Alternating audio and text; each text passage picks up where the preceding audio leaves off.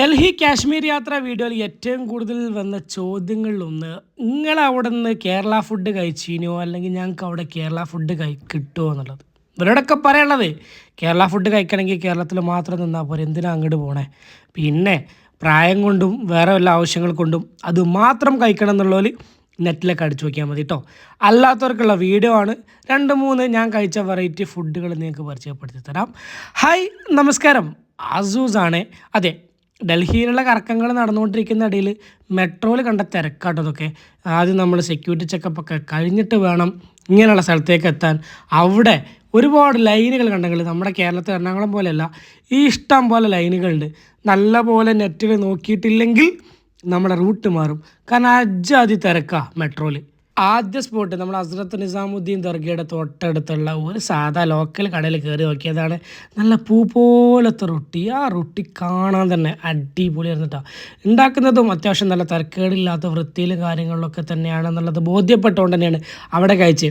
രാവിലെ 9 മണിയാകുമ്പോഴേക്ക് അവിടെ ബിരിയാണി റെഡിയാണ് മക്കളെ. ഇതേ ബിരിയാണി, മന്തി, എന്ത് വേണമെങ്കിലും വിളിക്കാം. പിന്നെ ഇവിടെ കണ്ടങ്ങൾ മട്ടൻ്റെ പായ, ആ കാല്, ഇത് ഭയങ്കര ഫേവറേറ്റ് ആട്ടോ. ഞങ്ങൾ രാവിലത്തെ ഫുഡ് ഇതായിരുന്നു. അത് കഴിഞ്ഞ് വീണ്ടും മെട്രോയിൽ ഇങ്ങനെ യാത്ര ചെയ്യുന്നുണ്ട്. മെട്രോ ആണല്ലോ നമ്മൾ ഡൽഹിയിൽ മെയിൻ. കണ്ടോ, തൂണും ചാരി നിന്ന് ഉറങ്ങുന്നവനെ കണ്ടങ്ങൾ. മെട്രോയിൽ എങ്ങോട്ട് പോകണമെങ്കിലും ഒരു കൺഫ്യൂസും ആവണ്ട കേട്ടോ. നേരെ ക്രോം എടുക്കുക, നമുക്ക് എവിടെയാണ് പോകേണ്ടതെന്ന് അടിച്ചു നോക്കുക, അത്രമാത്രം. അപ്പോൾ നമ്മൾ ഇനി പോകുന്നത് ഡൽഹി ജുമാ മസ്ജിദിലാണ്. അവിടുത്തെ എവർ ഫേവറേറ്റ് നമ്മുടെ ഉപ്പാപ്പാൻ ഹാജി മസ്താൻ സലാമുദിക്കും ഷാജി പാപ്പൻ, അങ്ങനെ വേണേൽ വിളിക്കാം. ഇത് അവിടെയുള്ള നമ്മുടെ 1-ാം ഗേറ്റിൻ്റെ ഓപ്പോസിറ്റ് ഉള്ള മാർക്കറ്റിലാണ് ഇതുള്ളത്. ഹാജി മുഹമ്മദ് അവരുടെ എവർ ഫേവറേറ്റ്, എല്ലാ യൂട്യൂബേഴ്സും വന്ന് വെറും ചിക്കൻ കിട്ടുന്ന ഷോപ്പ്. ഇവിടെ നമ്മൾ ചിക്കൻ ഏത് രൂപയാണ് കഴിക്കണം എന്നൊക്കെ ആരോ തീരുമാനിക്കുന്നവരോ, ദേ ഈ തൊപ്പിട്ട ഉപ്പാപ്പ. ഇവർ മസാല കൂട്ടി ഫ്രൈ ചെയ്ത് മൂപ്പര് കഴിക്കാൻ കൊടുക്കും. മൂപ്പര് വെട്ടുകത്തിട്ട് 4 വെട്ടങ്ങ് വെട്ടി നേരെ പാത്രത്തിലേക്കിട്ട് നമുക്കങ്ങ് തരും. പിന്നെ നമ്മൾ തീരുമാനിച്ചോണം ഏത് പീസ് എടുത്ത് കഴിക്കണം എന്നുള്ളത്. ഇവരാണ് ഇതിൻ്റെ ഒരു മുഖം എന്ന് പറഞ്ഞാൽ. കാരണം ഞങ്ങളും അന്വേഷിച്ചത് ഈ ഉപ്പാപ്പ എവിടെ ഇരിക്കുന്നു എന്നുള്ളതാണ്. അത് അദ്ദേഹത്തിൻ്റെ ഒരു ക്വാളിറ്റി ആയിട്ട്, അദ്ദേഹത്തിൻ്റെ ഒരു പബ്ലിസിറ്റി ആയിട്ട് എനിക്ക് തോന്നിയിട്ടുണ്ട്. സംഭവം പറയാം, ഇത് അടിപൊളിയായിട്ട് മക്കളെ, ഒരു രക്ഷയില്ല. നമ്മൾ വലിയ എക്സ്പെക്റ്റേഷൻ നമ്മുടെ കേരളത്തിലുള്ള മറ്റേ തട്ടുകടല ഫ്രൈ ബോളൊന്നും അവർ എക്സ്പെക്റ്റ് ചെയ്യേണ്ട. പക്ഷേ അടിപൊളിയാണ്. ഇതാണ് ആ ഗല്ലി. ഈ ഗല്ലീൻ്റെ ഉള്ളിൽ വന്നാൽ മാത്രമേ ഇത് കാണാൻ പറ്റുള്ളൂ. കാരണം ഞങ്ങൾ ഒരുപാട് അന്വേഷിച്ചായിരുന്നു ഇത് എവിടെയാണ് കിട്ടുക.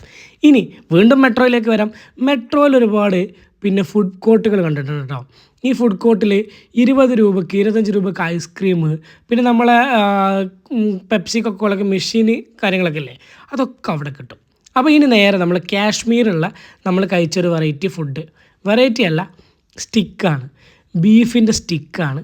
ഇതും റോഡ് സൈഡ് നിന്നാട്ടെ കഴിച്ച തട്ടുകട നോക്കി, അത് റോഡ് സൈഡ് നോക്കി കഴിക്കുകയാണ്. അപ്പോൾ വൃത്തിയുടെ കാര്യം കൂടി ചെക്ക് ചെയ്യണം എന്നുള്ളതാണ് എൻ്റെ മെയിൻ ഇത്.